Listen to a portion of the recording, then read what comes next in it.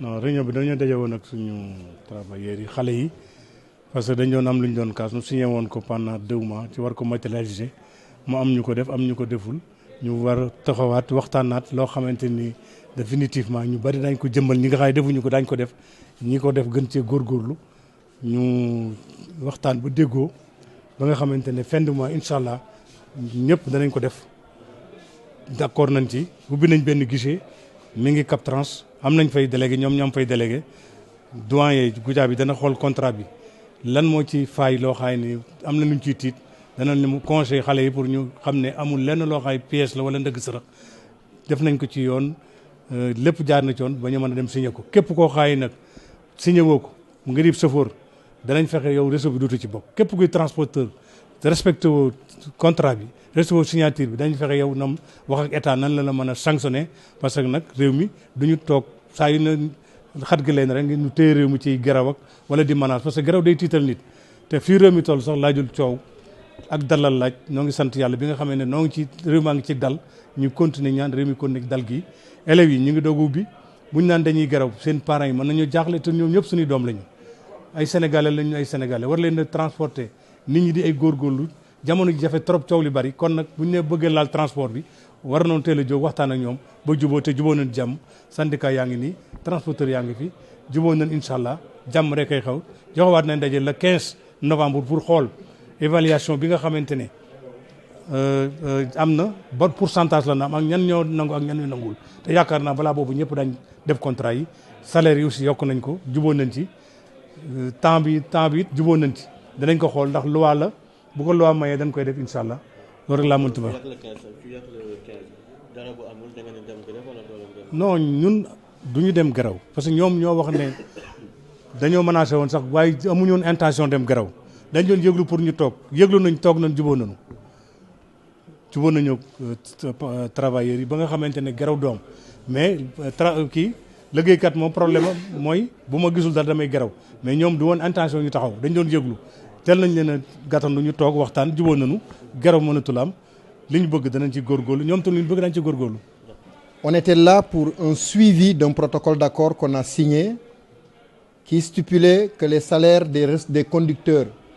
devaient évoluer à 130 000 francs, que les salaires des receveurs devaient évoluer à 100 000 francs, que par jour, pour une prime de panier, l'équivalent d'une prime de panier, chaque chauffeur aura 3 000 francs par jour, chaque receveur aura 2 000 francs par jour. Il fallait, dans le cadre de l'application, faire une évaluation. On a vu que la majorité n'a pas signé. C'est pourquoi nous avions menacé d'aller en grève et on nous a convoqués à cette rencontre où nous sommes d'accord sur l'essentiel. Premièrement, à partir de cette fin du mois, tous les salaires vont être payés à 130 000 francs pour le receveur, pour le conducteur et 100 000 francs pour le receveur. Dans le cadre des conditions de travail, on a trouvé l'acquis qui était de travailler 6 jours et se reposer 3 jours,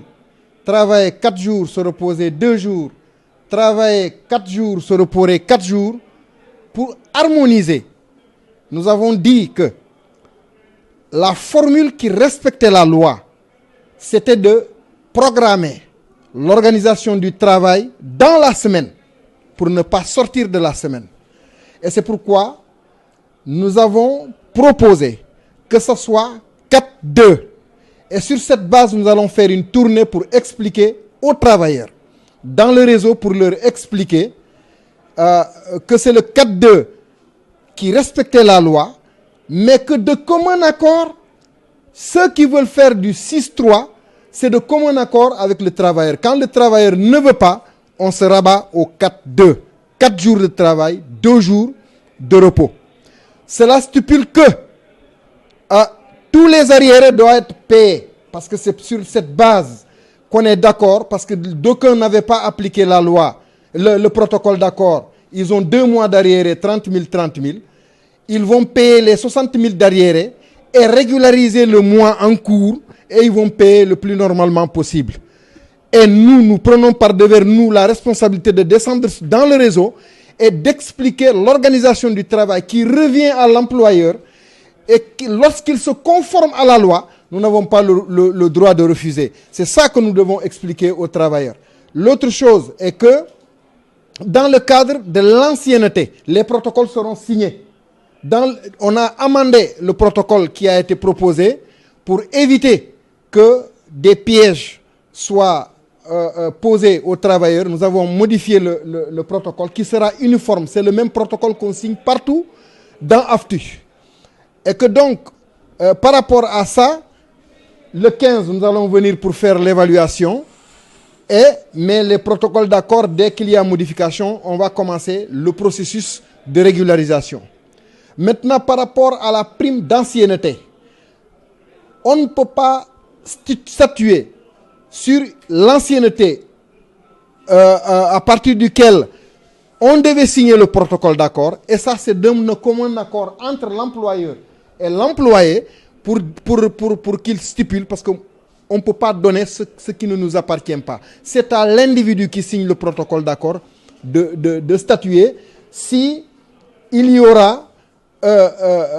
prise d'effet immédiat ou non immédiat. Dans tout cela, on va expliquer aux travailleurs sur le terrain, on va expliquer, et le 15, on reviendra pour la synthèse et l'évaluation.